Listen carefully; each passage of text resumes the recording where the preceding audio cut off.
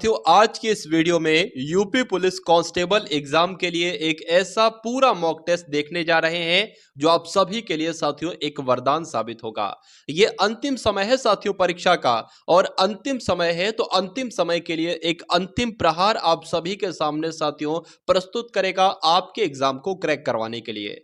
तो मेरा मानना है साथियों इस मॉक टेस्ट के अगर हर एक सवाल को आप देख लेते हैं और हर एक साथियों सवाल की अगर बात करें जो मैथ रीजनिंग के कॉन्सेप्ट में आपको आज की इस वीडियो में बतलाने वाला हूं साथियों, उनको अगर आप देख लेते हैं, उनको समझ लेते हैं, तो मेरा मानना है साथियों एग्जाम बहुत आसानी से आपका क्रैक हो सकता है। तो क्लास आपकी साथियों शुरू हो चुकी है। पहले नंबर का प्रश्न आपकी स्क्रीन पर आ चुका है। देखिए साथियों क्या होगा राइट आंसर के हिंदी का प्रथम महाकाव्य किसे कहा जाता है। तो हिंदी का प्रथम महाकाव्य साथियों आप लोग ध्यान रखेंगे पृथ्वीराज रासु को कहा जाता है। पूछा जाए साथियों कि ये महाकाव्य किसका है तो चंद बरदाई आपको बताना है। अब उसके बाद देखिए अगला प्रश्न है कि निम्नलिखित में से भाववाच्य आपको बताना है, बताने की कोशिश कीजिए। देखिए अगर किसी भी वाक्य में आपको क्या दिख जाए, ने शब्द दिख जाए, तो वो आपका कर्तृवाच्य होगा, ठीक है ना। जैसे कि राम ने स्कूल की यात्रा की, या कुछ भी कह सकते हैं राम ने अपने बैट से खेल खेला, कुछ भी कह सकते हैं। ने आ जाए तो उसमें साथियों कर्तृवाच्य होगा। अगर बात करें साथियों अगर किसी भी वाक्य में द्वारा आ जाए, क्या साथियों, अगर किसी भी वाक्य में द्वारा आ जाए या के द्वारा आ जाए तो वो कौन सा वाच्य होगा साथियों, वो कर्मवाच्य होगा। ये आपको ध्यान रखना। जिसके राम के द्वारा फुटबॉल खेली गई, राम द्वारा फुटबॉल खेली गई, तो क्या हो जाएगा साथियों, कर्मवाच्य हो जाएगा। तो कर्तृवाच्य की भी मैंने आपको ट्रिक बताई, कर्मवाच्य की भी मैंने आपको ट्रिक बताई। लेकिन अगर साथियों भाववाच्य की अगर बात करते हैं, किसी भी वाक्य को पढ़ने के बाद आपको ऐसा लगे इसमें भाव आ रहा है, तो वो साथियों कैसा वाक्य होगा, आप लोग ध्यान रखिए, वो भाववाच्य होगा। तो अब चला जाए, अब नहाया जाए, या मुझसे नहीं हो पाएगा, मुझसे खेला नहीं जाता, इस टाइप के वाक्य साथियों भाववाच्य की श्रेणी में आते हैं। चलिए उसके बाद देखिए साथियों, जसोदा हरि पालने झुलावे, हल रावय दुल रावय मल हावय जोई सोई। इन पंक्तियों को अगर बात करें साथियों, जोई सोई कछु गावय, इन पंक्तियों की अगर बात करें, इन पंक्तियों को पढ़ के आपको कैसा लगा मुझे बताइए साथियों। मुझे तो ऐसा लगा कि एक माँ का बच्चे से प्यार दिखाया जा रहा है, एक माँ का बच्चे से प्यार दिखाया जा रहा है साथियों कि जसोदा हरि पालने मतलब झूले में पाल रही है, एक तरीके से झुला रही है, और हल रावे दुल रावे मलहारे जोई सोई कछऊ। तो कुल मिला के जिस भी पंक्ति को पढ़कर आपको ऐसा लगे कि माँ और उसके बच्चे का प्रेम दर्शाया जा रहा है, तो वहां पर साथियों हमेशा वात्सल्य रस का इस्तेमाल हुआ होगा। आंसर आपका अगर है ऑप्शन नंबर सी के साथ तो बिल्कुल करेक्ट है। सरस्वती का पर्यायवाची आपसे पूछा जा रहा है, तो आप लोग ध्यान रखेंगे साथियों, वाणी भी सरस्वती का पर्यायवाची है, वीणा पाणी भी सरस्वती का पर्यायवाची है, और शारदा भी आप लोग ध्यान रखेंगे सरस्वती का ही पर्यायवाची है। लेकिन कमला की अगर बात करें तो यह सरस्वती का पर्यायवाची नहीं है। उसके बाद देखिए इक्षु का तद्भव रूप आपसे पूछा जा रहा है क्या होगा।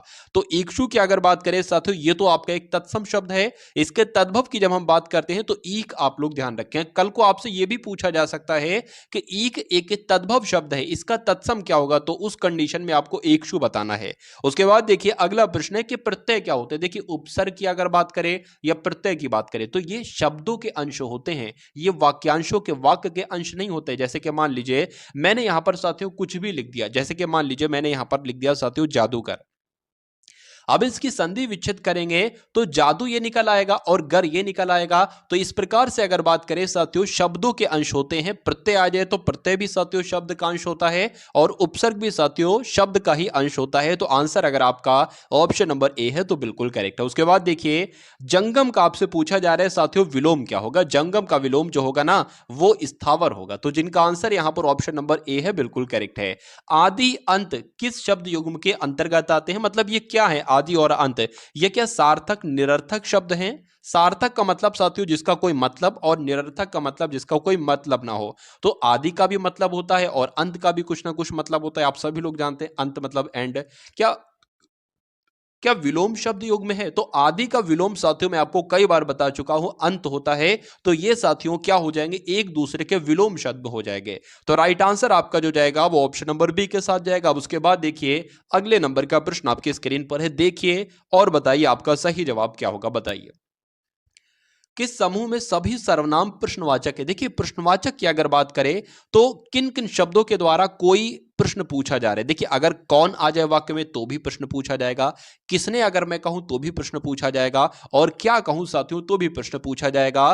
तो ऑप्शन नंबर ए वाले कौन क्या किसने ये सारे के सारे शब्द साथियों सर्वनाम प्रश्नवाचक हैं, आप लोग ध्यान रखेंगे। साथियों अगर आप लोग चैनल पर नए हैं तो चैनल को तुरंत सब्सक्राइब करके बेल आइकन पर क्लिक कर लीजिए, क्योंकि आने वाले समय में साथियों अब एग्जाम में बहुत समय नहीं बचा है, तो अब जो भी कंटेंट आपको दिया जाएगा उसमें जो भी प्रश्न आपके साथियों आएंगे वो एग्जाम ओरिएंटेड प्रश्न होंगे, वो कहीं ना कहीं साथियों इनडायरेक्टली आप अपने रियल एग्जाम में देख लोगे, ठीक है ना। चलिए तो क्लास की अगर बात करें 10वें नंबर का प्रश्न आपकी स्क्रीन पर आ चुका है कि बड़ा घर, छोटा आदमी, नीला वस्त्र, इसमें विशेष आपसे पूछा जा रहा है क्या होता है। जैसे कि मान लीजिए साथियों यहां पर नीला वस्त्र लिखा हुआ है, तो तारीफ किसकी बताई जा रही है, मतलब विशेषता किसकी बताई जा रही है, इस शब्द की बताई जा रही है, तो ये क्या हो जाएगा, ये विशेष्य हो जाएगा। और तारीफ कौन सा शब्द यानी कि पहचान किस शब्द के द्वारा बताई जा रही है, नीले शब्द के द्वारा बताई जा रही है, तो नीला शब्द आपका साथियों विशेषण हो जाएगा। तो ये तो विशेषण हो जाएगा और ये साथियों विशेष्य हो जाएगा। दो बातें आपको ध्यान रखना है। अब अगर यहां बात करें साथियों के गहरा, यहां पर शब्द आ जाता गहरा नीला वस्त्र, तो गहरा कैसा शब्द होता, गहरा आपका प्रविशेषण शब्द हो जाता। तो कुल मिला के साथियों अगर बात करें इसमें विशेष्य की अगर बात करें तो यहां पर घर विशेष्य हो जाएगा, आदमी विशेष्य हो जाएगा, वस्त्र विशेष्य हो जाएगा। तो घर आदमी वस्त्र कौन से ऑप्शन में लिखा हुआ है, ऑप्शन नंबर सी में लिखा हुआ है। अगर आपसे पूछा जाता है यहां पर कि ये बताइए विशेषण वाला कौन सा है, तो विशेषण बड़ा, छोटा, नीला ये विशेषण है, ठीक है ना। उसके बाद देखिए अगले नंबर का प्रश्न आपकी स्क्रीन पर है कि भाववाचक संज्ञा आपसे पूछी जा रही। देखिए हिंदी की अगर बात करें ना तो मैंने साथियों एक पूरी वीडियो के माध्यम से आपको हिंदी कंप्लीट करवाने की पूरी कोशिश की है, ठीक है। तो उस वीडियो को भी साथियों आप लोग देख लीजिएगा। इसमें भाववाचक संज्ञा कैसे है, तो भाववाचक संज्ञा इसमें से कौन सी है बताने की कोशिश करेंगे। बताइए, देखिए ये तो विशेषण है, सुंदर आदमी, सुंदर औरत, तो ये तो विशेषण है, ठीक है ना। अगर बात करें साथियों यहां पर बचपन की अगर बात करें तो बचपन एक भाववाचक संज्ञा है और राइट आंसर आपका जाएगा ऑप्शन नंबर सी के साथ, 55 एक अंक है, ठीक है। और बालक की अगर बात करें तो ये तो साथियों जातिवाचक संज्ञा है, बालक है, बालिका है, जातिवाचक संज्ञा है, आदमी है, औरत है, जातिवाचक संज्ञा है, देश है, शहर है, ये सब जातिवाचक संज्ञा है। लेकिन अगर किसी में किसी आदमी का नाम आ जाए, रमेश, सुरेश, मोहन, राकेश, अर्जुन, तो वो आपका व्यक्तिवाचक हो जाएगा। देशों में किसी देश का नाम आ जाए तो वो आपका व्यक्तिवाचक हो जाएगा। बालक में किसी बालक का नाम आ जाए या शहरों में किसी शहर का नाम आ जाए, लखनऊ है या जयपुर है, कुछ भी आ जाए तो वो आपका व्यक्तिवाचक संज्ञा होगा। अब उसके बाद देखिए कि कपूत की अगर बात करें तो इसका विलोम साथियों क्या होता है, तो कपूत का विलोम तो साथियों सपूत होता है। सही जवाब आपका जाएगा सी के साथ। चलिए चपल की अगर विलोम बात करें साथियों, चपल की अगर विलोम की बात करें तो चपल का विलोम साथियों शांति की ईंट, कहीं का रोड़ा, भानुमति ने कुनबा जोड़ा, इस लोकोक्ति का मतलब आपसे पूछा जा रहा है। राजनीति करना नहीं, व्यर्थ की वस्तुओं से महल खड़ा करना तो नहीं, बेकार की चीजों का सार्थक प्रयोग करना तो नहीं, इधर उधर की बेमेल वस्तुओं को एकत्रित करना, ये हम लोग कह सकते हैं कि कहीं का ईंट कहीं का रोड़ा, भानुमति ने कुनबा जोड़ा, यानी कि इधर उधर की बेमेल वस्तुओं को एकत्रित करना। उसके बाद देखिए निम्नलिखित में से किस धातु से भाषा बनी है, आपसे पूछा जा रहा है, बताइए। चलिए तो किस धातु से भाषा बनी है, तो यहां पर साथियों भाष शब्द लिखा हुआ है, इसे से साथियों क्या बनी है, धातु। आप लोग ध्यान रखेंगे इस धातु से साथियों भाषा बनी है, भाष से।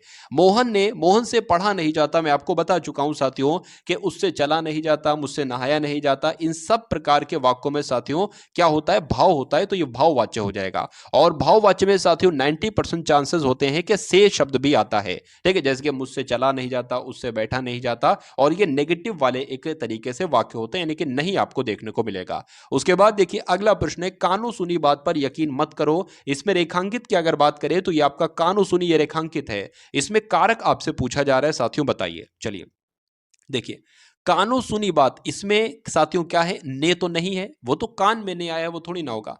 को भी नहीं है तो ये भी नहीं होगा। करण की अगर बात करें, कानो सुनी मतलब कानों से सुनी, तो यहां पर कहीं ना कहीं साथियों से छुपा है, और जब से होता है साथियों तो वहां पर कर्ण कारक का इस्तेमाल होता है। सही जवाब अगर आपका ऑप्शन नंबर सी तो बिल्कुल करेक्ट है। प्रेमचंद्र की कहानियों में हमें ग्रामीण जीवन की क्या देखने को मिलती है साथियों, मेला, परछाई, झांकी या सतरंगी। तो यहां पर अगर बात करें प्रेमचंद्र की कहानियों में हमें ग्रामीण जीवन की झांकी देखने को मिलती है, तो राइट आंसर अगर आपका है ऑप्शन नंबर सी के साथ तो बिल्कुल करेक्ट है। सीमा पर सैनिकों का जीवन बहुत मधुर होता है, बहुत शौर्य होता है, बहुत स्वस्थ होता है, बहुत कठोर होता है। तो साथियों कहा जा सकता है बहुत कठोर होता है सैनिकों का जीवन जीवन कहां पर, सीमा पर। उसके बाद देखिए अगला प्रश्न है, प्रयोग के आधार पर शब्द भेद कितने होते हैं। देखिए प्रयोग के आधार पर शब्द भेद दो तरह के होते हैं, एक तो विकारी शब्द होते हैं और दूसरे अविकारी शब्द होते हैं। तो राइट आंसर आपका जाएगा ऑप्शन नंबर ए के साथ भाई, बहुत बढ़िया, वेरी गुड क्लास। चलिए अब उसके बाद देखिए अगले नंबर का क्वेश्चन आपके स्क्रीन पर है, देखिए और बताइए सही जवाब आपका क्या होगा। यहां पर उद्यान एक शब्द लिखा हुआ है, इसका आपको वर्ण विच्छेद करना है। क्या करना है साथियों, वर्ण विच्छेद इसका आपको करना है। तो छोटा ऊ आया है, छोटा ऊ तो सब ऑप्शन में है। उसके अलावा अगर बात करें जो यहां पर दा आया है और या आया है, दा की अगर बात करें तो हलंत होना चाहिए, इसमें हलंत नहीं है, हलंत साथियों बी सी डी में है। उसके अलावा साथियों उसके बाद या आना चाहिए और या में भी हलंत होना चाहिए, तो ये भी आपका कट जाएगा। उसके बाद साथियों बड़ा आ आना चाहिए, लेकिन यहां क्योंकि इसमें बड़े आ की मात्रा लगी ना, तो बड़ा आ आना चाहिए, ये भी कट जाएगा, ये भी कट जाएगा साथियों। बचा क्या आपका ऑप्शन नंबर सी वाला बचा। तो कहा जा सकता है उसके बाद साथियों ना है, हलंत आएगा और ना में साथियों छोटे आ की मात्रा लगी हुई है। तो ध्यान का अगर बात करें वर्ण विच्छेद कैसे लिखा जाएगा, जैसे आपका ऑप्शन नंबर सी में लिखा हुआ है। चलिए अब उसके बाद देखिए अगले नंबर का प्रश्न आपके स्क्रीन पर है, देखिए और बताइए सही जवाब आपका क्या होगा।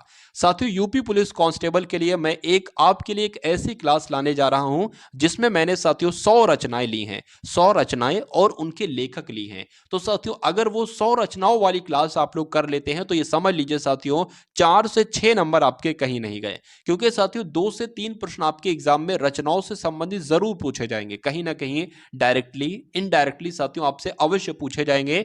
तो अगर मेरा मानना है साथियों उन 100 रचनाओं और उनके लेखकों को आप देख लेते हैं, तैयार कर लेते हैं बहुत क्विकली रिवीजन के साथ साथियों, जितनी भी अभी तक आपने पूरी लाइफ में साथियों जितनी रचनाएं अभी तक आपने पढ़ी हैं उन सभी में उसका रिवीजन भी हो जाएगा, और जो रचनाएं आपके एग्जाम के लिए इंपॉर्टेंट है जिनके बारे में आपको नहीं पता है वो भी आपको साथियों मालूम पड़ जाएगी। तो वो क्लास साथियों बहुत ही कुछ घंटों में साथियों आप देखेंगे कि इस चैनल पर अपलोड हो चुकी है, ठीक है ना। तो वहां पर से जाकर आप लोग उसको देख सकते हैं। चलिए यहां पर अगर बात करें मध्य स्वर इसमें से कौन सा है, तो आप लोग ध्यान रखेंगे छोटा आ जो होता है ना साथियों, छोटा आ ये मध्य स्वर कहलाया जाता है। आंसर आपका जाएगा ऑप्शन नंबर डी के साथ। चलिए अब उसके बाद देखिए अतीव शब्द में निम्नलिखित में से कौन सा उपसर्ग है। तो अतीव की अगर साथियों बात करते हैं, अति धन इव हो जाएगा, तो अति क्या हो साथियों, उपसर्ग हो जाएगा। तो आंसर आपका जाएगा डी के साथ।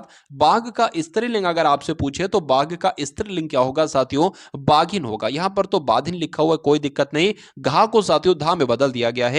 तो आप लोग ध्यान रखेंगे बाघ का स्त्रीलिंग साथियों बाघिन होता है। उसके बाद देखिए निम्नलिखित वाक्यों में से शुद्ध वाक्य का आपको करना है साथियों चयन। मैंने आपके लिए शहर के अच्छी होटल से खाना मंगवाया। अशुद्ध वाक्य इसमें आपसे पूछा जा रहा है, अशुद्ध वाक्य। मैंने आपके लिए शहर से के अच्छी होटल नहीं साथियों, यहां पर अच्छा होटल होना चाहिए था। हेमा मुझसे प्यार करती है, कोई दिक्कत नहीं, सही वाक्य लग रहा है। गीता अच्छी पुस्तक है, तो बिल्कुल कोई दिक्कत नहीं, बिल्कुल सही बात, शुद्ध वाक्य है। संजय देखने में सुंदर लगता है, ये भी सही है साथियों। अशुद्ध वाक्य की अगर बात करें तो मैंने आपके लिए शहर के अच्छी होटल नहीं बल्कि शहर का अच्छी होटल, शहर के अच्छे होटल से खाना मंगवाए, तो अच्छा भी नहीं आएगा साथियों, क्या आएगा, अच्छे आएगा। मैंने आपके लिए शहर के अच्छे होटल से खाना मंगवाया, ये होगा साथियों बिल्कुल सही वाक्य। अब उसके बाद देखिए अगले नंबर का साथियों प्रश्न आपकी स्क्रीन पर आ चुका होगा, देखिए और बताइए सही जवाब आपका क्या होगा। दिनकर की अगर बात करें तो दिनकर का साथियों क्या पर्यायवाची होता है। दिनकर का पर्यायवाची निशाचर नहीं होता है, चराचर नहीं होता है, विभाकर नहीं होता है साथियों, प्रभाकर होता है। ये आप लोग ध्यान रखेंगे, सही जवाब आपको ऑप्शन नंबर सी के साथ जाएगा। और तीर के अगर पर्यायवाची की अगर बात करें तो शर कहते हैं साथियों तीर को क्या कहा जाता है, तीर को शर कहा जाता है। तो तीर का पर्यायवाची साथियों शर हो जाएगा।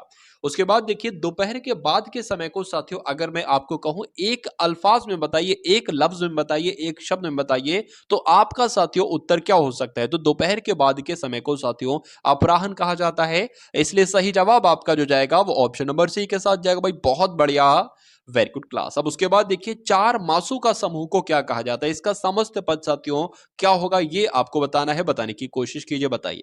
तो आप लोग ध्यान रखेंगे साथियों चौमासा कहा जाता है, क्या कहा जाता है, चार मासों का समूह यानी कि चौमासा उसको कहा जाएगा।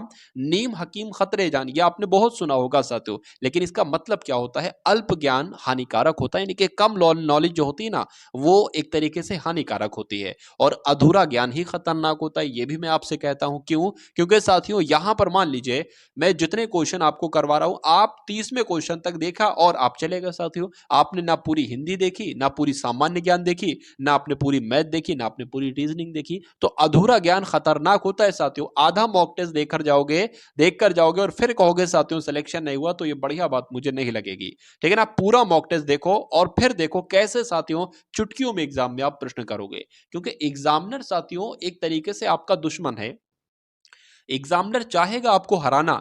एग्जामिनर देखेगा कि कहां से मैं ऐसा प्रश्न बनाऊं, ऐसे प्रश्न बनाऊं जो बच्चे को करने में थोड़ी सी डिफिकल्टी हो। ठीक है? कहा जाए तो 100% तो वो डिफिकल्टी वाले क्वेश्चन नहीं बना सकता। लगभग 65 से 70% वो नॉर्मल से क्वेश्चन बनाएगा और लगभग 15 से 20 वो मॉडरेट टाइप के क्वेश्चन बनाएगा और 10 से 15% वो थोड़े से हार्ड क्वेश्चन बनाएगा। लेकिन साथियों आप बिल्कुल चिंता मत कीजिए। मुझे मालूम है कि एग्जामिनर की सोच कहां तक जाएगी, वो कहां कहां से कौन कौन से क्वेश्चंस उठा सकता है। तो कुल मिला के जो भी संभावित क्वेश्चंस हैं, एक्सपेक्टेड क्वेश्चंस हैं जो इस बार आपके एग्जाम में एग्जामिनर के द्वारा पूछे जा सकते हैं, उन सभी को साथियों मैं करवा रहा हूं। तो ठीक है, तो जो क्लासेस आपको दी जाए साथियों बहुत शानदार तरीके से उनको देख लीजिए और क्रैक कर डालिएगा आप अपने एग्जाम को। इनमें से कौन सा तद्भव शब्द है आपसे पूछा जा रहा है, मैं आपको कई बार बता चुका हूं। जिनको बोलने पर, जिनको पढ़ने पर आपको लगे कि ये तो आसान है, वो आपके तद्भव शब्द होंगे। लेकिन जिनका थोड़ा सा उच्चारण आपको टफ लगे, बच्चा उनको बहुत मुश्किल से पढ़ सकता है तत्सम शब्दों को। जैसे कि बच्चे से कहो क्या लिखा है, आम लिखा होगा तो वो बता देगा, लेकिन आम्र लिखा है तो आम आपका तद्भव होता है और आम्र आपका तत्सम होता है। क्षेत्र भी नहीं पढ़ पाएगा, क्षेत्र भी तत्सम होगा। क्षीर में नहीं पढ़ पाया, धन साथियों अगर बात करें, धन नहीं थन जो है ना वो तुरंत पढ़ डालेगा। तो थन साथियों क्या हो जाएगी, आपका तद्भव शब्द हो जाएगा और बाकी सारे तत्सम शब्द हो जाएंगे। उन्नति की अगर बात करें, इसका संधि विच्छेद क्या होगा, तो यहां पर अगर बात करें तो उत्धन्नति क्या हो जाएगा साथियों, इसका संधि विच्छेद हो जाएगा। आपका राइट आंसर जाएगा ऑप्शन नंबर डी के साथ। चलिए, किस वाक्य में करण कारक का प्रयोग किया गया है, यह आपसे साथियों यहां पर पूछा जा रहा है। देखिए, एक होता है करण कारक। करण कारक में दो चीजें आपस में मिलती हैं और एक होता है अपादान कारक। अपादान कारक में साथियों दो चीजें आपस से जुदा होती हैं। ठीक है ना? तो आप देखिए दो चीजें कहां पर साथियों मिल रही हैं। बालक पुस्तक पढ़ रहा है, सोहन जयपुर गया, किसान दिन रात मेहनत करता है, हम नाक से सांस लेते हैं। तो मैं कह सकता हूं साथियों हम नाक से सांस लेते हैं। अगर मैं साथियों यहां से यह कहूं कि क्या मैं यहां से कहूं कि नाक से हवा निकलती है, तो अब नाक से हवा निकली यानी कि नाक, हवा जो है ना वो नाक से जुदा हो गई, तो वहां पर साथियों क्या होगा, अपादान कारक होगा। लेकिन हम नाक से सांस लेते हैं तो अभी सांस नाक के आसपास ही है साथियों, तो क्या कहा जाएगा, कर्ण कारक कहा जाएगा। सही जवाब आपका डी के साथ जाएगा। उसके बाद देखिए साथियों, उत्तर प्रदेश में राजकीय कार्यों में किस भाषा का प्रयोग किया जाता है, तो यूपी में जो भी साथियों राजकीय कामकाज किए जाते हैं ना, उनमें साथियों हिंदी भाषा का इस्तेमाल किया जाता है। गुण संधि का इसमें से साथियों कौन सा उदाहरण, यानी कि कौन सा ऐसा शब्द है साथियों जिसमें गुण संधि है, तो आप लोग ध्यान रखेंगे महोत्सव शब्द की अगर बात करें तो यहां पर साथियों गुण संधि का इस्तेमाल किया गया है। अविराम का अर्थ निरंतर बताया गया है, मतलब अविराम एक तरीके से विराम का विलोम है। ठीक है ना? तो अविराम का मतलब होता है साथियों निरंतर। पूछा जा रहा है इसके समरूपी शब्द अभिराम का मतलब क्या होता है, तो अभिराम का साथियों मतलब होता है सुंदर। तो राइट आंसर आपका जो जाएगा वो ऑप्शन नंबर सी के साथ जाएगा। उसके बाद देखिए साथियों, अगले नंबर के क्वेश्चंस आपके स्क्रीन पर आ चुके हैं कि उत्तर प्रदेश राजकीय पुरातत्व संग्रहालय कहां पर स्थित है, इलाहाबाद में, वाराणसी में, जौनपुर में या कन्नौज में। तो कहां पर साथियों आप लोग ध्यान रखेंगे, उत्तर प्रदेश राजकीय पुरातत्व संग्रहालय कन्नौज में स्थित है। सैयद सालार मेला साथियों कहां पर लगता है, तो ये तो साथियों बहराइच में लगता है सैयद सालार मेला। एग्जाम में आपसे साथियों पूछा जाएगा। चलिए, उसके बाद देखिए भारत कला भवन ये कहां पर है, तो भारत कला भवन साथियों कहां पर है, बनारस में है, ये आपको ध्यान रखना है। कहां पर है साथियों, बनारस में है भारत कला भवन। चलिए, उसके बाद देखिए आपसे पूछा जा सकता है कि विकिपीडिया के संस्थापक कौन है, तो क्या क्या इनका नाम है साथियों, लैरी सेंगर का नाम और जिमी वेल्स का नाम आपको मालूम होना चाहिए। क्यों? क्योंकि यही साथियों विकिपीडिया के संस्थापक हैं। अब उसके बाद देखिए, एकमात्र ऐसे व्यक्ति निम्न में से कौन है जिन्होंने ऑस्कर और नोबेल दोनों पुरस्कार जीते थे, यानी कि ऑस्कर पुरस्कार भी जीता था और नोबेल पुरस्कार भी जीता था। तो उनका नाम साथियों क्या था, जॉर्ज बर्नार्ड शॉ उनका नाम था, ये आप लोग ध्यान रखेंगे। वर्तमान में भारत के उपराष्ट्रपति साथियों कौन है, ये आपसे पूछा जा रहा है। तो आप लोग ध्यान रखेंगे इनमें से कोई नहीं इसका उत्तर होगा। क्यों? क्योंकि भारत के वर्तमान समय पर राष्ट्रपति जगदीप धनखड़ हैं और जगदीप धनखड़ साथियों ऑप्शन नंबर ना ए में है, ना बी में है, ना सी में है। तो आंसर आपका जो जाएगा वो डी के साथ जाएगा। और उपराष्ट्रपति कौन है वो भी मैंने आपको बताए हैं, वो भी आप लोग ध्यान रखेंगे। देखिए जीएसटी से कई सारे सवाल बनते हैं, वो मैं आपको बता चुका हूं। यहां पर अगर बात करें इस बार आपसे जो सवाल बन सकता है, पूछा जाएगा साथियों जीएसटी के कितने प्रकार होते हैं। तो पहला पॉइंट आप लोग ध्यान रखेंगे, जीएसटी 3 प्रकार की होती है।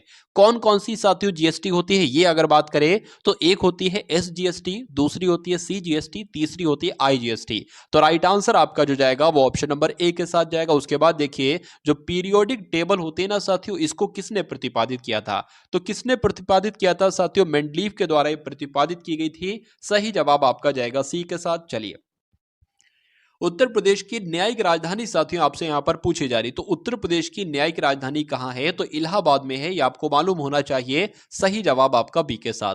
उत्तर प्रदेश भारत के किस ओर स्थित है? अगर साथियों जब हम बात करते हैं ना उत्तर प्रदेश की, तो उत्तर प्रदेश को उत्तर प्रदेश कहा ही इसीलिए जाता है साथियों, क्यों? क्योंकि भारत के उत्तर में है। तो यह आपका राइट आंसर जाएगा ए के साथ। अच्छा मध्य प्रदेश को क्यों? तो आप देखोगे पूरे भारत के बिल्कुल मध्य में है, बीचों बीच में है मध्य प्रदेश, तो उसको मध्य प्रदेश कहा जाता है। उत्तर प्रदेश को उत्तर प्रदेश कहा जाता है, क्यों? क्योंकि ये उत्तर में है। उसके बाद देखिए कि निम्न में से सबसे ज्यादा क्षेत्रफल वाला जिला कौन सा है, ये आपसे साथियों पूछा जा रहा है, बताइए। तो सबसे ज्यादा क्षेत्रफल वाला जिले की अगर बात करते हैं तो लखीमपुर खीरी है। राइट आंसर आपका डी के साथ जाएगा। क्षेत्रफल की दृष्टि से उत्तर प्रदेश का भारत के राज्यों में स्थान है। देखिए अगर आपसे पूछे पहले स्थान पर कौन है क्षेत्रफल के हिसाब से, तो राजस्थान आपको बताना। और उत्तर प्रदेश की अगर बात करें तो चौथे स्थान पर है, लेकिन चौथा ऑप्शन में यहां पर कहीं है नहीं। तो आप लोग याद रखेंगे साथियों क्षेत्रफल के हिसाब से उत्तर प्रदेश का स्थान चौथे नंबर का है। उसके बाद देखिए उत्तर प्रदेश में किसान मित्र योजना साथियों कब शुरू की गई? तो 2001 में साथियों शुरू की गई। डेट भी आपको मालूम होना चाहिए, 18 जून 2001 को साथियों ये उत्तर प्रदेश में किसान मित्र योजना शुरू की गई। अब उसके बाद देखिए कि इनमें से किस फसल का उत्तर प्रदेश भारत में सर्व प्रमुख उत्पादक है, बताइए। चलिए तो यहां पर अगर बात करें साथियों क्या आपका राइट आंसर होगा? आप लोग ध्यान रखेंगे गेहूं साथियों इस प्रश्न का बिल्कुल सही जवाब हो जाता है। और जिनका आंसर यहां पर डी है तो बिल्कुल करेक्ट भाई, बहुत बढ़िया, वेरी गुड क्लास। भारत में प्रथम कृषि विश्वविद्यालय की स्थापना की गई थी, तो कहां पर साथियों की गई थी? एग्जाम में आपसे प्रश्न पूछा जा चुका है। तो आप लोग ध्यान रखेंगे प्रथम कृषि विश्वविद्यालय की स्थापना जो की गई थी वो पंतनगर में की गई थी। तो जिनका आंसर यहां पर ऑप्शन नंबर डी है तो बिल्कुल करेक्ट हो जाता है। उत्तर प्रदेश की प्रमुख फसल साथियों इसमें से कौन सी है, बताइए। तो उत्तर प्रदेश की प्रमुख फसल साथियों कौन सी है? गेहूं के अलावा और कौन सी हो सकती है? तो राइट आंसर आपका जाएगा बी के साथ। इनमें से कौन सबसे प्राचीन वाद्य यंत्र है? तो सबसे प्राचीन वाद्य यंत्र की साथियों जब हम बात करते हैं तो ना सितार है, तबला है, सरोद है, बल्कि वीणा है। ये आप लोग ध्यान रखेंगे। तो सबसे प्राचीन वाद्य यंत्र कौन सा हो जाएगा? वीणा हो जाएगा। अब उसके बाद देखिए भारतीय राष्ट्रीय कांग्रेस की स्थापना साथियों कहां पर हुई थी? तो कहां पर हुई थी आप सभी लोग जानते हैं, बंबई कह लो। पहले बंबई कहा जाता था, अब मुंबई कहा जाता है, फर्क सिर्फ इतना है। तो आंसर अगर आपका भी ऑप्शन नंबर ए तो बिल्कुल करेक्ट है। राष्ट्रवाद की भावना के प्रचार के लिए गणपति और शिवाजी ये दोनों उत्सव हैं साथियों, गणपति उत्सव और शिवाजी उत्सव, ये किसने शुरू किया था? यह आपसे क्वेश्चन पूछा जाता है। तो बाल गंगाधर तिलक जी का नाम आपको मालूम होना चाहिए, क्यों? क्योंकि इन्होंने ही गणपति उत्सव और शिवाजी उत्सव की शुरुआत की थी। उसके बाद देखिए शेरशाह का मकबरा साथियों कहां पर है? तो शाह से हो जाएगा शेरशाह और सा से हो जाएगा सासाराम। तो शेरशाह का मकबरा साथियों कहां पर है? सासाराम में है। राइट आंसर आपका जाएगा सी के साथ। चलिए उसके बाद देखिए साथियों महमूद गजनवी के आक्रमणों में सबसे महत्वपूर्ण आक्रमण कौन सा था साथियों? तो सोमनाथ पर आक्रमण था। उसके बाद देखिए महात्मा बुद्ध को ज्ञान की प्राप्ति हुई थी साथियों कहां पर? तो आप लोग ध्यान रखिएगा, बहुत अच्छा क्वेश्चन है साथियों। बोधगया में हुई थी और निरंजना नदी के तट पर हुई थी महात्मा बुद्ध को, गौतम बुद्ध को ज्ञान की प्राप्ति। अगले नंबर का प्रश्न देखिए चित्रकला की बंगाल शैली का अग्रदूत कौन कहा जाता है, किसे कहा जाता है, बताइए। तो आप लोग ध्यान रखेंगे अवनींद्र नाथ ठाकुर का नाम, क्यों इनका नाम आपको ध्यान रखना है। क्यों? क्योंकि चित्रकला की बंगाल शैली का अग्रदूत किसे कहा जाता है? तो अवनींद्र नाथ ठाकुर को ही कहा जाता है। उसके बाद देखिए नृत्य, जो कि मोहिनी अट्टम है। मैं आपको बताता हूं साथियों, अगर कोई नृत्य आपसे पूछा जाए और जिसके अंत में अट्टम आ जाए तो 100% कह सकता हूं साथियों, वो नृत्य साथियों केरल का ही होगा। तो मोहिनी अट्टम साथियों कहां का नृत्य है? केरल का नृत्य है। अब उसके बाद देखिए अगले नंबर का प्रश्न है कि सुंदरवन का डेल्टा साथियों कौन सी नदी बनाती है? बताइए। सुंदरवन का डेल्टा साथियों कौन सी नदी बनाती है? गंगा ब्रह्मपुत्र नदी बनाती है। इसलिए सही जवाब आपका जो जाएगा वो ऑप्शन नंबर सी के साथ जाएगा। उसके बाद देखिए साथियों कि निम्नलिखित में से किस क्षेत्र में साल भर वर्षा होती है? तो जो भूमध्य सागरीय साथियों क्षेत्र है ना, यहां पर पूरे साल वर्षा होती है। सही जवाब आपका जाएगा ऑप्शन नंबर बी के साथ। चलिए अब उसके बाद देखिए बैंक दर ब्याज की वो दर है जिस पर वाणिज्यिक बैंक जनता से जमा लेती है, या केंद्रीय बैंक वाणिज्यिक बैंकों को ऋण प्रदान करती है, या सरकारी ऋण जारी किए जाते हैं, या वाणिज्यिक बैंक अपने ग्राहकों को ऋण देती है। तो आप लोग ध्यान रखेंगे साथियों, केंद्रीय वाणिज्यिक बैंकों को ऋण प्रदान करते हैं बैंक दर। ब्याज की वो दर है जिस दर पर केंद्रीय बैंक वाणिज्यिक बैंकों को ऋण प्रदान करते हैं। तो आंसर आपका जाएगा बी के साथ। अब उसके बाद देखिए भारत सरकार के बजट के कुल घाटे में किस घाटे का सबसे अधिक योगदान है? तो किसका साथियों सबसे अधिक योगदान है? राजकोषीय घाटे का साथियों सबसे अधिक योगदान है। सही जवाब आपका जाएगा बी के साथ। भारत में अधिकतर बेरोजगारी है, कैसी है? तकनीकी, चक्रीय, या आपका अगर बात करें साथियों घर्षणात्मक है या संरचनात्मक है? तो अगर साथियों परीक्षा में यह प्रश्न आपसे पूछ लिया जाए तो भारत में अधिकतर बेरोजगारी कैसी है? संरचनात्मक है। सही जवाब आपका जाएगा डी के साथ। कुटीर ज्योति योजना की अगर बात करें ना साथियों, तो ये किससे संबंधित है? बताइए। तो यहां पर अगर बात करें ग्रामीण क्षेत्रों में कुटीर उद्योगों को प्रोत्साहन देने से, या ग्रामीण क्षेत्रों में बेरोजगारी को रोजगार प्रदान करने से, या अगर बात करें ग्रामीण क्षेत्रों में गरीबी रेखा से नीचे जीवन यापन करने वाले परिवारों को विद्युत सुविधा उपलब्ध कराने थे, तो बिल्कुल सही साथियों हो जाएगा। यानी कि आपको ध्यान रखना है, जो कुटीर ज्योति योजना है ना, ये ग्रामीण क्षेत्रों में गरीबी रेखा से नीचे जीवन यापन करने वाले परिवारों को विद्युत सुविधा उपलब्ध कराने से साथियों संबंधित है। आंसर आपका सी के साथ जाएगा। भारतीय संविधान की कौन सी विशेषता इंग्लैंड से ली गई है? बताइए। तो अगर बात करें साथियों जो संसदीय प्रणाली है ना, ये साथियों संसदीय प्रणाली कौन से देश के संविधान से ली गई है? तो इंग्लैंड देश के संविधान से ली गई है। आंसर आपका ए के साथ जाएगा। उसके बाद देखिए भारत में प्रधानमंत्रियों का निम्नलिखित में से कौन सा कालक्रम सही है? ये आपसे साथियों पूछा जा रहा है। बताइए। देखिए पहले प्रधानमंत्री तो थे, जिसमें कोई शक नहीं साथियों, पहले प्रधानमंत्री तो पंडित जवाहरलाल नेहरू थे, यानी कि 2 नंबर सबसे पहले आ जाएगा। उसके बाद साथियों कौन प्रधानमंत्री बने? उसके बाद जो प्रधानमंत्री बनी साथियों इंदिरा गांधी बनी, तो 1 नंबर उसके बाद आ जाएगा। उसके बाद साथियों मोरारजी देसाई बने, यानी कि 3 आ जाएगा। और फिर साथियों चौधरी चरण सिंह बने, यानी कि 21-34 की अगर बात करें तो कौन से ऑप्शन में है साथियों? 21-34 तो आपका ऑप्शन नंबर सी में, और यही आपका बिल्कुल सही जवाब हो जाता है। चलिए उसके बाद देखिए एकल हस्तांतरणीय मतदान पद्धति में हर मतदाता व्यक्त कर सकता है केवल 2 विकल्प, केवल 1 विकल्प, भरे जाने वाले पदों से एक कम विकल्प, या उतने विकल्प जितने चुनाव में प्रत्याशी हैं। तो ये बात तो साथियों बिल्कुल सही है, उतने विकल्प जितने चुनाव में प्रत्याशी हैं, ये आपका बिल्कुल सही जवाब हो जाएगा। यानी कि जो एकल हस्तांतरणीय मतदान पद्धति में हर मतदाता व्यक्त कर सकता है उतने विकल्प जितने चुनाव में प्रत्याशी हैं। तो जिनका आंसर यहां पर साथियों डी के साथ है तो बिल्कुल करेक्ट हो जाता है। अब उसके बाद देखिए भारतीय संसद के कामकाज में शून्यकाल क्या है? आपने साथियों शून्यकाल सुना होगा कि ये संसद में शून्यकाल का मतलब क्या होता है? तो प्रश्नकाल से पहले का समय, या सत्र का पहला घंटा, या प्रश्नकाल और अगली कार्यसूची के बीच का समय? बिल्कुल साथियों, जो प्रश्नकाल और अगली कार्यसूची के बीच के समय को ही क्या कहा जाता है साथियों? शून्यकाल कहा जाता है। इसलिए राइट आंसर आपका जाएगा ऑप्शन नंबर सी के साथ। आत्मकथा है, इसका नाम है साथियों द इंडियन स्ट्रगल। इसके लेखक कौन है आपसे पूछे जाने, तो इसके लेखक कौन है? सुभाष चंद्र बोस ही साथियों इसके लेखक हैं द इंडियन स्ट्रगल के। तो इसलिए आंसर आपका जो जाएगा वो ऑप्शन नंबर बी के साथ जाएगा। उसके बाद देखिए हीमोग्लोबिन का कार्य साथियों क्या है? बताइए। तो हीमोग्लोबिन का कार्य क्या है साथियों? ऑक्सीजन ले जाना ही हीमोग्लोबिन का कार्य है। राइट आंसर आपका बी के साथ जाएगा। मलेरिया रोग के परजीवी का वाहक आपसे पूछा जा रहा है साथियों, बताइए। तो मलेरिया रोग के परजीवी का वाहक साथियों कौन है? तो मादा एनोफिलीज है। इसलिए सही जवाब आपका जो जाएगा वो ऑप्शन नंबर ए के साथ जाएगा। भाई बहुत बढ़िया, वेरी गुड क्लास। चलिए अब उसके बाद देखिए अगले नंबर का क्वेश्चन आपकी स्क्रीन पर है।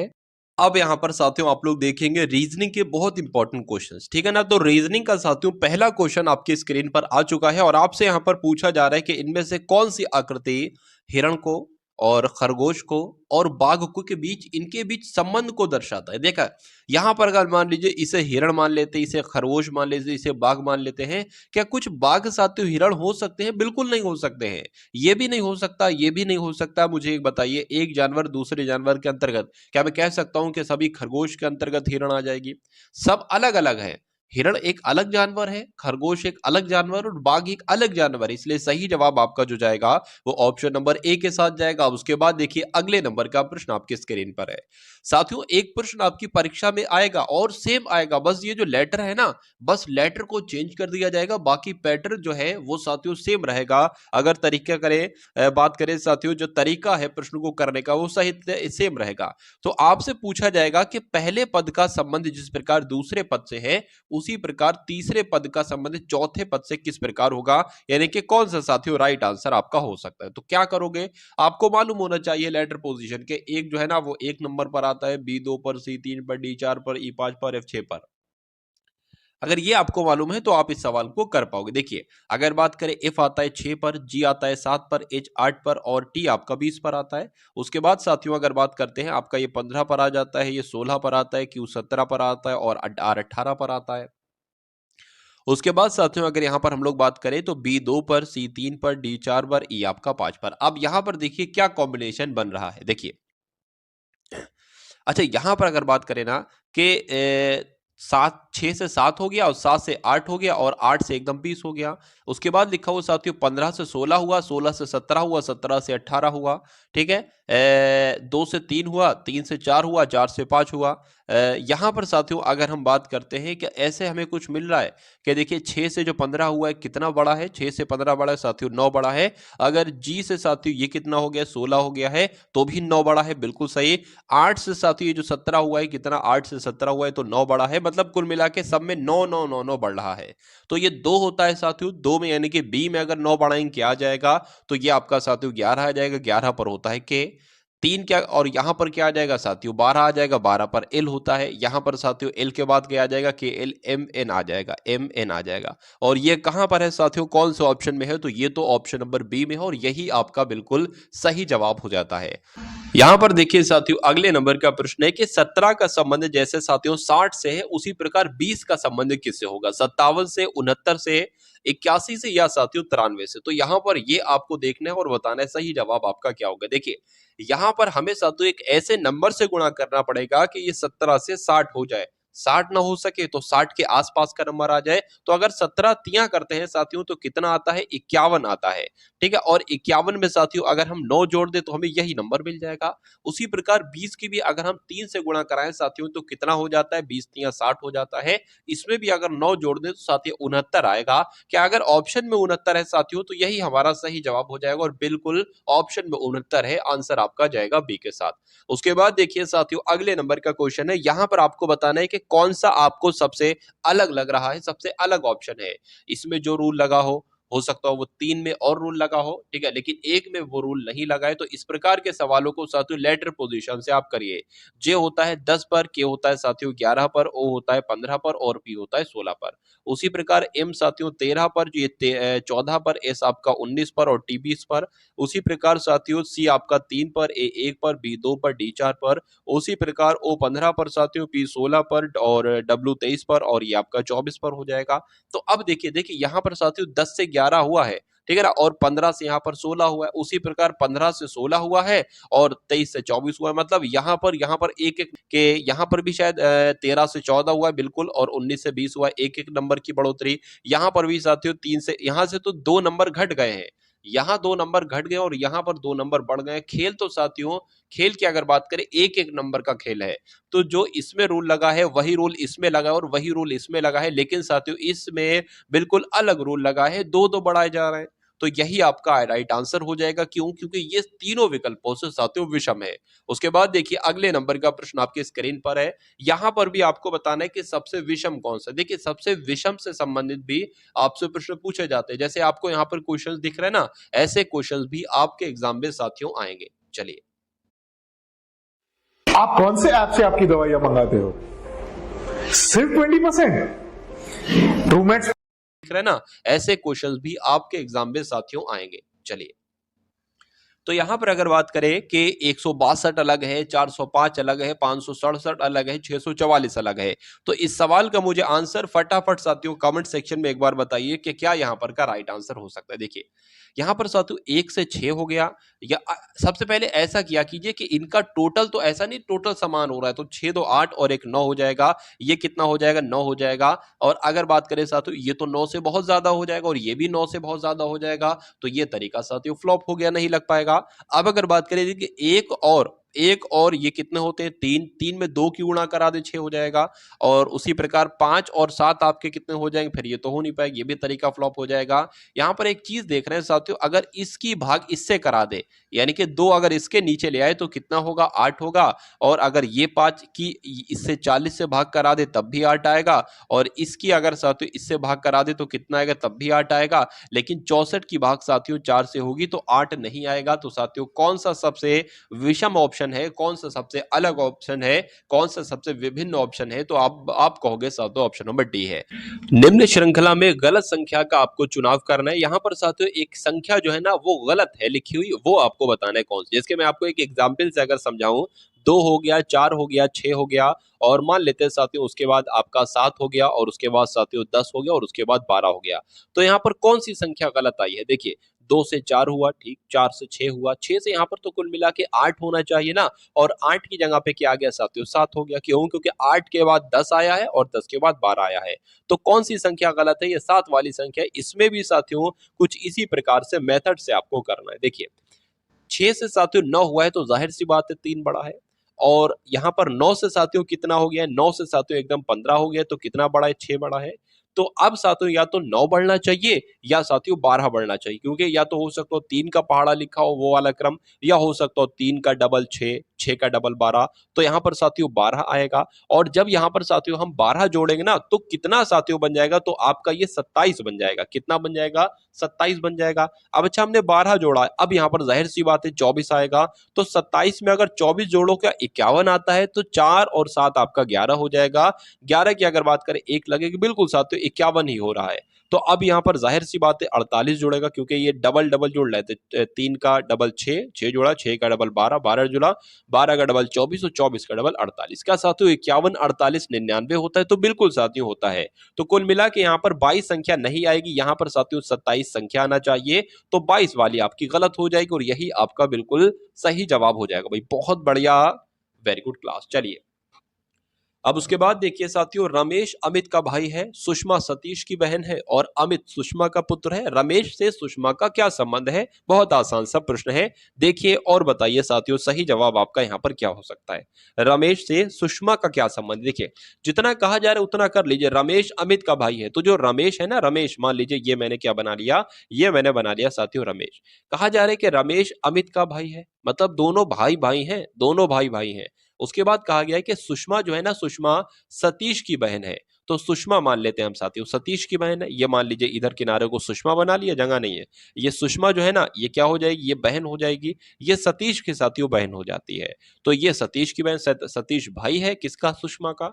उसके बाद लिखा हुआ है अमित सुषमा का पुत्र है। अमित कहाँ है भैया? अमित ये है, सुषमा का पुत्र है। अच्छा, मतलब सुषमा माँ है। सुषमा कौन है साथियों? सुषमा माँ है। किन दो बेटों की माँ है? एक तो अमित की माँ है और एक रमेश की माँ है। ठीक है, तो ये इनका क्या होगा? ये तो इनका भाई मामा होगा। अरे भाई रमेश का सतीश कौन होगा? मामा होगा। उसके बाद लिखा है कि अमित सुषमा का पुत्र है, ठीक है। रमेश से सुषमा का क्या संबंध है? रमेश से सुषमा का क्या संबंध है?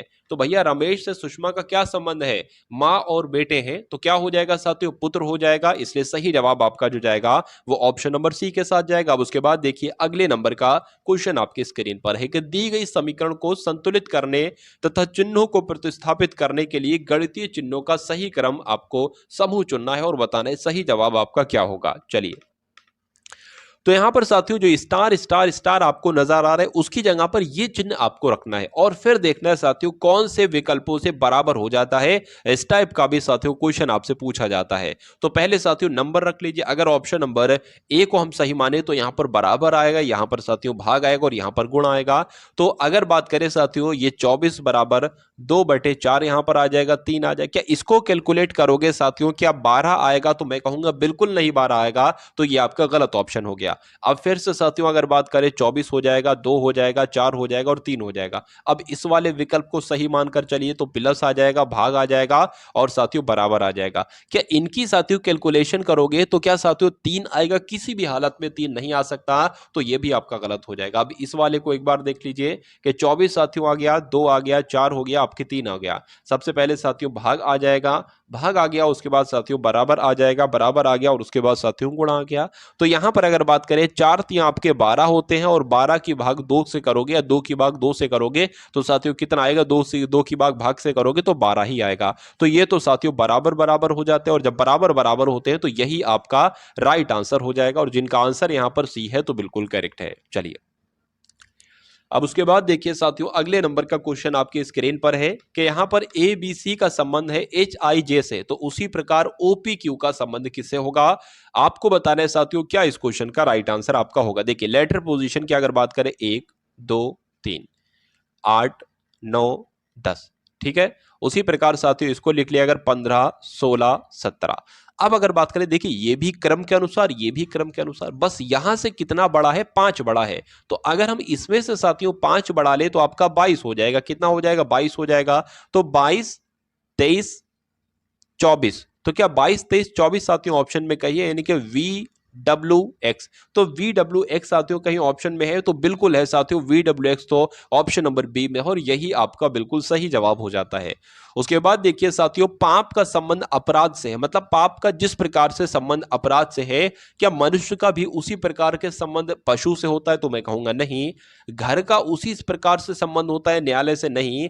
नैतिकता का वैधता से तो हो सकता है और उसके अलावा साथियों जो आपका अभिनिर्णायक का पुरोहित से भी संबंध नहीं होता है। तो कहीं ना कहीं साथियों जो मुझे सही उत्तर लग रहा है, बिल्कुल प्रश्न से नजदीकी उत्तर जो लग रहा है वो ऑप्शन नंबर सी लग रहा है और यही आपका बिल्कुल सही जवाब भी हो जाता है। चलिए चलिए बिल्कुल सही जवाब भी हो जाता है। चलिए चलिए उसके बाद देखिए साथियों बालक का संबंध पिता से है। क्या बालक का संबंध पिता से है? तो पुस्तक का संबंध किससे होगा बताइए। देखिए बालक को कौन पैदा करता है? एक तरीके से बालक को कौन बनाता है? तो एक तरीके से पिता बनाता है, पिता तैयार करता है।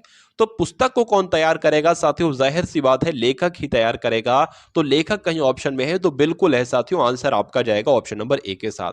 उसके बाद देखिए साथियों अगले नंबर का क्वेश्चन यहां पर आ चुका है। आपसे पूछा जा रहा है साथियों इसमें सबसे अलग कौन सा है, सबसे भिन्न कौन सा है बताइए। देखिए ये अलग करने वाले ऑप्शन, भिन्न करने वाले ऑप्शन आपके एग्जाम में 2 प्रश्न आते जरूर हैं, 2 से 3 क्वेश्चन, कभी कभी 4 क्वेश्चन, ठीक है। तो इस टाइप के क्वेश्चन को बिल्कुल हल्के में आपको नहीं लेना है। तो बताइए अब क्या साथियों यहां पर हो सकता है। चलिए देखिए यहां पर अगर बात करें आर आपका क्या आ जाएगा साथियों? 18 पर आ जाएगा, पी 16 पर आ जाएगा, एस आपका 19 पर आ जाएगा और जेड आपका 26 पर आ जाएगा। अगर बात करें साथियों ए आपका 1 पर आ जाएगा, आई आपका 9 पर आ जाएगा, यू आपका 21 पर आ जाएगा, ई 5 पर आ जाएगा। उसी प्रकार क्यू 17 पर आ जाएगा, आर 18 पर आ जाएगा, टी 20 पर आ जाएगा और एम आपका 13 पर आ जाएगा और एन आपका साथियों 14 पर और क्यू 17 पर, एम 13 पर, आर आपका 18 पर। तो इसमें कोई रिलेशन आपको नजर आ रहा है? भाई मुझे तो नहीं लग रहा है कि इसमें कोई रिलेशन है और मतलब सभी अलग लग रहे हैं। देखिए ना 1 से 9 हो गया, फिर 17 से 18, 14 17, ऐसे वैसे ऐसे भी कोई अंतर नहीं लग रहा है। तो ये तरीका आपका फ्लॉप हो जाएगा। उसके बाद तरीका देखिए, अच्छा यहां पर अगर बात करें इसमें सब वॉविल दे रखे हैं, ए ई यू और आई, ए आई यू और ई, ये वॉवेल दे रखे हैं, लेकिन इसमें सारे कॉन्सोनेंट हैं, सारे कॉन्सोनेंट हैं, सारे कॉन्सोनेंट हैं। तो सबसे अलग कौन सा है साथियों? ऑप्शन नंबर बी वाला है।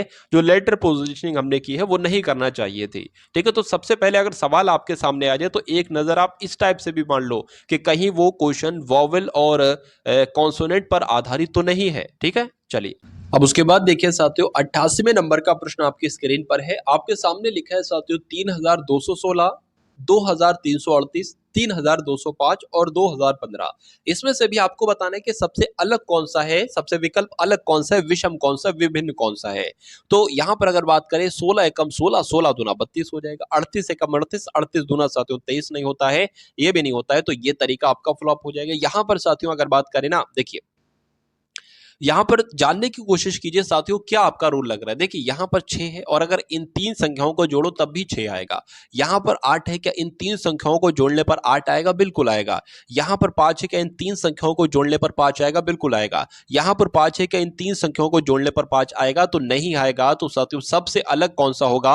ऑप्शन नंबर डी वाला होगा और यही आपका बिल्कुल सही जवाब हो जाता है। उसके बाद देखिए साथियों, इसमें भी आपको सबसे अलग बताना है कौन सा है। देखिए कार्य का क्या हो जाएगा? अवकाश हो जाएगा। मतलब एक दिन कार्य कर रहे हैं तो उसका एक तरीके से विलोम भी हो सकता है साथियों, अवकाश। ठीक है, दिन का विलोम रात हो जाएगा तो ये विलोम शब्द है, ये भी विलोम शब्द है। आगे बढ़ाना और विलंब करना ये भी एक तरीके से विलोम है, लेकिन ये साथियों विलोम नहीं है, ये एक तरीके से समानार्थी शब्द है। ठीक है, तो प्रायः का क्या हो जाएगा? सदैव हो जाएगा। और सबसे अलग कौन सा होगा? ऑप्शन नंबर डी वाला होगा और यही आपका बिल्कुल सही जवाब हो जाता है। अब उसके बाद देखिए कि दी गई अक्षर श्रृंखला के खाली स्थान पर क्रम से रखने पर निम्नलिखित में से कौन सा अक्षर समूह उसे पूरा करेगा। तो आपको साथियों क्या करना है, देखिए अगर बात करें ना, एक एक बार साथियों इसको फिल करके एक बार देख लीजिए आप। ठीक है, इसको फिल करके आप देख लीजिए। डी वाले की अगर बात करें तो डी वाले को साथियों फिल करिए, ए हो जाएगा। उसके बाद साथियों यहाँ पर बी हो जाएगा। ठीक है ना, ये ए हो गया, बी हो गया, फिर ए भी आ जाएगा। ए यहाँ पर आ गया साथियों, बी यहाँ पर आ गया साथियों, और उसके बाद साथियों अगर बात करें सी तो यहाँ पर आ गया। ए कहाँ पर आ जाएगा? ए कहाँ पर आ जाएगी? यहाँ पर साथियों कुछ मिसिंग है। देखिए मैं आपको बता देता हूँ, यहाँ पर साथियों दो बार खाली जगह है। यहाँ पर दो बार खाली जगह, एक तो ये यहाँ पर है और एक ये यहाँ पर है। तो अब इसको फिल करके देखते हैं। ए बी क्या आ जाएगा? ए बी, फिर से ए, फिर से साथियों यहाँ पर बी आ जाएगा और फिर यहाँ पर साथियों सी आ जाएगा, फिर यहाँ पर ए आ जाएगा। क्या ऐसा आपको कुछ लग रहा है साथियों? A B, A C, A B नहीं लग रहा है। यहां पर तरीका अगर बात करें, ऑप्शन नंबर सी को उठाएं साथियों, ए बी सी है तो यहां पर ए बी सी आ जाएगा। ठीक है, उसके बाद साथियों बी डी यहां पर है तो बी आ जाएगा, डी आ जाएगा। अच्छा एक तरीका मैं आपको बताता हूं, देखिए यहां पर सिंगल सा लिखा हुआ है ए, फिर उसके बाद दो बार दो लेटर लिख दिए गए ए बी, और फिर तीन लेटर लिख दिए गए ए बी सी, उसके बाद चार लिख दिए गए ए बी सी डी, और उसके बाद पांच लिख दिए गए होंगे ए बी सी डी ई। तो अगर एग्जामिनर को देखिए एक वो वाला भी होता है कि लेटर काउंट कर लीजिए, अगर 15 आता है तो या तो 3 के बनेंगे या 5 के बनेंगे, वो भी तरीका होता है। पहले आपको वही लगाना था क्योंकि आपको तो नहीं मालूम था कि किस टाइप से होगा, लेकिन अगर वो तरीका कभी भी आपका फेल हो जाए, दोनों तरीके से आपका आंसर ना आए, तो आपको साथियों एक बार इस टाइप से तरीका को अपना कर देख लेना है। हो सकता है यहां पर गिनतियां भी लिखी जा सकती हैं। ठीक है, तो कुल मिला के क्या हो जाएगा? ए हो जाएगा, फिर दो लेटर ए बी, फिर तीन लेटर ए बी सी, फिर चार ए बी सी डी, फिर पांच letter A B C D E. तो कुल मिला के अगर बात करें, आंसर आपका जो जाएगा वो ऑप्शन नंबर सी के साथ जाएगा। उसके बाद देखिए कि अंग्रेजी शब्दकोश के अनुसार कौन सा शब्द अंग्रेजी के स्थान पर चौथा होगा। तो साथियों चौथे की अगर बात करें तो पहले पर कौन होगा साथियों? यहां पर अगर बात करें क्यू यू आई, ठीक है ना, तो ये पहले आएगा, इससे ये पहले आएगा तो ये तो कट, क्योंकि हमें सबसे आखिर का चाहिए है। उसके बाद अगर बात करें क्यू यू आई, ये थोड़ा सा बाद में आएगा, इससे ये पहले आएगा, ये भी आपका कट हो जाएगा। अब देखिए ये पहले आता है, ये पहले आता है, क्यू यू आई, पहले सी आता है, पहले टी आता है, पहले सी आता है, तो ये भी कट हो जाए क्योंकि हमें सबसे अंत का चाहिए था, चौथे नंबर का, और चौथा वाला साथियों जो कि ऑप्शन नंबर डी में लिखा हुआ है। उसके बाद देखिए साथियों अगले नंबर का क्वेश्चन आपके स्क्रीन पर है। यहां पर अगर बात करें, हरि आयु में चमन से बड़ा है। क्या साथियों लिखा है कि हरि की अगर बात करते हैं आयु में चमन से बड़ा है। बहुत ध्यान से देखिए, इस टाइप के क्वेश्चन को आपको देखना है और सही जवाब तक साथियों पहुंचना है। चलिए तो क्या करेंगे साथियों, जो जो क्वेश्चन में कहा जा रहा है वो साथियों हम लोग कर लेंगे। लिखा हुआ है हरि चमन से बड़ा है, तो हरि की अगर बात करें साथियों, हरि जो है ना, हरि मान लीजिए हम साथियों चमन से बड़ा बना लेंगे, तो ये क्या हो जाएगा? हरि आपका चमन से बड़ा हो जाएगा। उसके बाद लिखा हुआ है कि विजय सतीश से बड़ा है। विजय की अगर बात करें साथियों, सतीश से बड़ा है। ठीक है, तो विजय की अगर बात करें साथियों तो ये किससे बड़ा है? विजय आपका सतीश से बड़ा है, तो ये सतीश से बड़ा हमने यहां पर बना लिया। सतीश से बड़ा बना ली। ये जो दो दो मुंह जिधर है ना वो बड़ा होता है। चलिए, विजय सतीश से बड़ा है, उसके बाद लिखा है मुकेश विजय के बराबर बड़ा नहीं है। तो मुकेश जो है ना वो विजय से छोटा होगा और बराबर भी नहीं होगा। तो मुकेश विजय के बराबर नहीं है। विजय कहां पर लिखा हुआ है? यहां पर। तो मुकेश की अगर बात करें, मुकेश साथियों विजय के नीचे ही आएगा। मुकेश जो है ना वो साथियों कहां पर आएगा? विजय के एक तरीके से नीचे ही आएगा। चलिए, तो यहां पर अगर बात कर लेते हैं साथियों, यहां पर अब आपका यहां कहीं पर आ जाएगा, मतलब विजय के बाद में आ जाएगा ये मुकेश। ठीक है, चलिए, क्या कहा गया था? मुकेश विजय के बराबर भी नहीं और बड़ा भी नहीं, किंतु चमन से बड़ा है। चमन से बड़ा है मतलब मुकेश जो है ना वो साथियों किससे बड़ा है? चमन से बड़ा है। तो चमन कहां पर लिखा हुआ है? चमन तो यहां पर लिखा हुआ है। तो आपका मान लेते यहां पर हरि आपका हो जाएगा एक तरीके से, और यहां पर साथियों चमन हो जाएगा। ठीक है, उसके बाद क्या लिखा है? सतीश चमन के बराबर बड़ा नहीं है। यहां पर चमन है। सतीश की बात चल रही है साथियों। सतीश जो है ना चमन के बराबर भी बड़ा नहीं है, मतलब चमन के बराबर भी नहीं और उससे बड़ा भी नहीं है। तो जाहिर सी बात है चमन सतीश जो होगा वो चमन से भी साथियों छोटा होगा। अब यहां पर पूछा जा रहा है कि सबसे छोटा कौन सा है? तो सबसे छोटा तो साथियों सतीश ही है ना, क्योंकि बाकी तो डायरेक्टली इनडायरेक्टली सब बड़े ही हैं। ठीक है, सतीश सबसे छोटा है, तो सतीश ही आपका राइट आंसर हो जाएगा, जो कि आपका ऑप्शन नंबर डी में है। तो जिनका आंसर यहां पर डी है तो बिल्कुल करेक्ट हो जाता है। अब उसके बाद देखिए अगले नंबर का क्वेश्चन आपकी स्क्रीन पर है। यदि KINDLE को एक कूट भाषा में ELDNIK लिखा जाता है तो उसी कूट भाषा में XEXOTIC को साथियों क्या लिखा जाएगा? ये आपसे पूछा जा रहा है साथियों, बताने की कोशिश कीजिए। बताइए बताइए। चलिए, देखिए यहां पर थोड़ा सा जो लेटर यहां पर आए हैं वही लेटर यहां पर आए हैं। जैसे कि अगर बात करें के, ये यहां पर आ गया। आई यहां पर है तो आई यहां पर आ गया। डी एन यहां पर है तो एन यहां पर आ गया। डी यहां पर है तो डी यहां पर आ गया। एल यहां पर है तो एल यहां पर आ गया। ई यहां पर है, ई यहां पर आ गया। अब बहुत सारे बच्चे क्या करेंगे, इस बात पर ध्यान नहीं देंगे कि इन्हीं लेटर से ये बनाया गया है। अब वो लेटर पोजिशनिंग करने लगेंगे। तो उनसे उस लेटर पोजिशनिंग करने से पहले साथियों इस टाइप को भी आप एक बार जरूर देख लिया करना। 1 सेकंड लगता है, बहुत ज्यादा समय नहीं लगता है कि ये इस टाइप का क्वेश्चन है या नहीं है। उसके बाद अगर ना मिले तो लेटर पोजिशनिंग करना। ठीक है, चलिए, तो साथियों इसमें भी आ जाएगा। सी सबसे अंत में लिखा है, सी सबसे पहले हो जाएगा, फिर आई लिख दिया जाएगा, फिर टी लिख दिया जाएगा, फिर ओ, फिर एक्स, फिर ई लिख दिया जाएगा। तो ऐसा साथियों कौन से ऑप्शन में? ऐसा तो मुझे साथियों ऑप्शन नंबर डी में नजर आ रहा है, तो यही आपका बिल्कुल सही जवाब हो जाता है। अब उसके बाद देखिए साथियों अगले नंबर का क्वेश्चन आपके स्क्रीन पर है, देखिए और बताइए सही जवाब आपका यहां पर क्या होगा। कथन आपके साथ है, सामने लिखा हुआ है। कथन में लिखा हुआ है कि वित्तीय घाटों को पूरा करने के लिए बिक्री करों की दरों को बढ़ा दिया जाना चाहिए। दरों को बढ़ा दिया गया है। अच्छा, वित्तीय घाटों को पूरा करने के लिए बिक्री करों की दरों को बढ़ा दिया गया है। अब पूर्व धारणाएं साथियों आपके सामने लिखी हैं, आपको देखने कौन सी पूर्व धारणा अंतर्निहित है कथन में और कौन सी पूर्व धारणा अंतर्निहित नहीं है कथन में। चलिए, वित्तीय घाटों को पूरा करने का सर्वोत्तम तरीका बिक्री कर की दरों को बढ़ाना है। देखिए, अगर आपके सामने आ जाए कोई भी, क्या ये कहा गया है सर्वोत्तम, मतलब इससे बढ़िया कोई और तरीका हो नहीं सकता। अगर ऐसी बात आ जाए तो वो गलत कथन कहलाएगा, गलत पूर्व धारणा कहलाएगी। अगर ये आ जाए कि एकमात्र ही यही तरीका है, मतलब वित्तीय घाटों को पूरा करने का एकमात्र ही यही तरीका है, ठीक है ना, बिक्री कर की दरों को बढ़ाने का एकमात्र ही यही तरीका है, तब भी गलत हो जाएगा। और सर्वोत्तम मतलब दुनिया का सबसे बेस्ट तरीका यही है, तब भी गलत हो जाएगा। तो ये तो साथियों कुल मिला के आपका 1 नंबर गलत हो जाता है। दूसरे नंबर की पूर्व धारणा की बात करें तो वित्तीय घाटों को पूरा करने का मर्यादित तरीका बिक्री कर की दरों को बढ़ाना है। तो ये कहा जा सकता है, क्योंकि ये एक तरीका हो सकता है, मतलब इसके अलावा भी इससे बेस्ट भी और कई सारे तरीके हो सकते हैं, लेकिन ये मर्यादित तरीका हो सकता है साथियों बिक्री कर की दरों को बढ़ाने का। तो ये आपका सही हो जाएगा। तो अगर बात करें साथियों सिर्फ दो जो पूर्व धारणा है ना वो अंतर्निहित है, और ऐसा कहां पर लिखा हुआ है? ऐसा साथियों ऑप्शन नंबर बी में लिखा हुआ, तो यही आपका बिल्कुल सही जवाब हो जाता है। अब उसके बाद देखिए साथियों अगले नंबर का प्रश्न आपकी स्क्रीन पर है। यहां पर अगर बात करें, कथन आपके सामने लिखे हुए हैं और निष्कर्ष आपके सामने लिखे हुए हैं। कथन में क्या कहा जा रहा है कि कुछ वर्ष दशक हैं। तो यहां पर साथियों हमने ये क्या बना लिए? ये हमने साथियों बना लिए वर्ष। ये क्या हो गया? ये वर्ष हो गया, और इतने वर्ष जो है ना साथियों वो क्या है? इतने वर्ष आपके क्या हो जाएंगे? दशक हो जाएंगे। ठीक है, इतने वर्ष आपके साथियों दशक हो जाएंगे। उसके बाद लिखा हुआ है कि सभी शताब्दियां दशक हैं, यानी कि मान लीजिए अब हमें साथियों इसके अंदर शताब्दियां बनाना होगा। इसके अंदर शताब्दियां बनाना हो, क्योंकि कहा गया है कि सभी शताब्दियां दशक हैं। तो हम शताब्दियां ऐसे तो बना नहीं सकते, क्योंकि फिर ये वाली जो शताब्दियां होंगी ये दशक नहीं होंगी, तो इसलिए जैसे यहां पर मैंने बनाया है ऐसे बनेगा।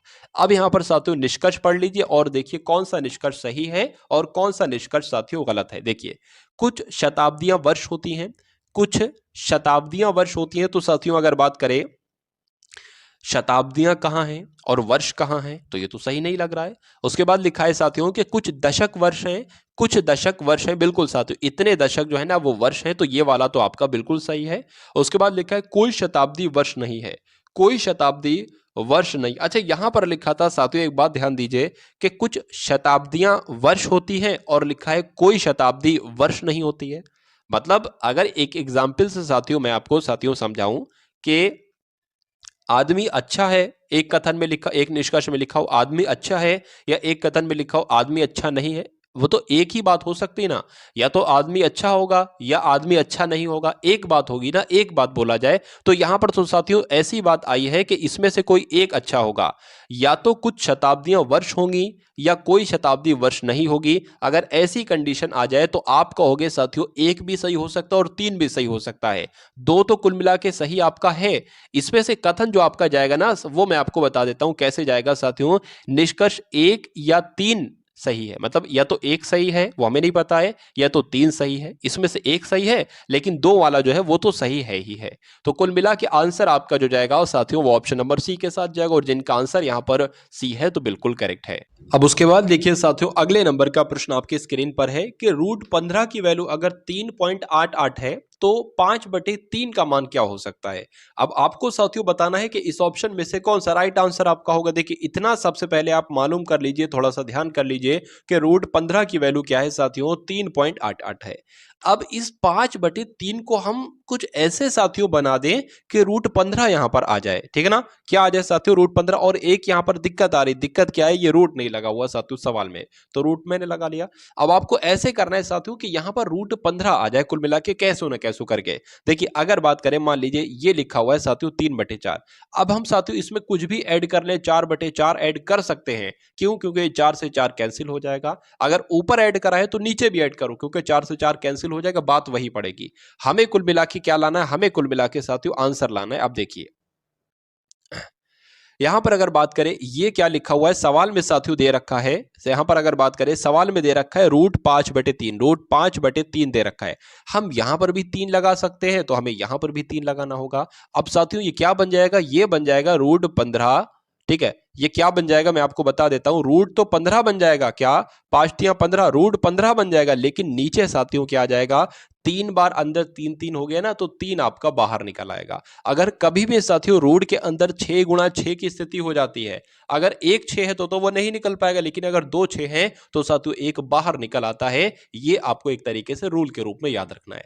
तो अब यहां पर साथियों ये निकला है ना। अब √15 की वैल्यू आपको दे रखी है, तो क्या है साथियों √15 की वैल्यू 3.88 है, और नीचे क्या है साथियों 3 है। तो अब इसको कट कर लो, ये पॉइंट हटेगा साथियों, यहां पर आपका ये आ जाएगा। या ऐसा करो पॉइंट ना हटाओ, पॉइंट ना हटाओ, 3 एकम 3, 3 एकम आपका 3 हो जाएगा, पॉइंट लग जाएगा। 88 इसको 3 से भाग देना है, 3 दूना आपका 6 हो जाएगा, 3 दूना 6 हो जाएगा जब साथियों, तो यहाँ 2 बचेगा वो यहाँ पर हो जाएगा 28, 3 नीम आपका साथियों कितना हो जाएगा 27 हो जाएगा।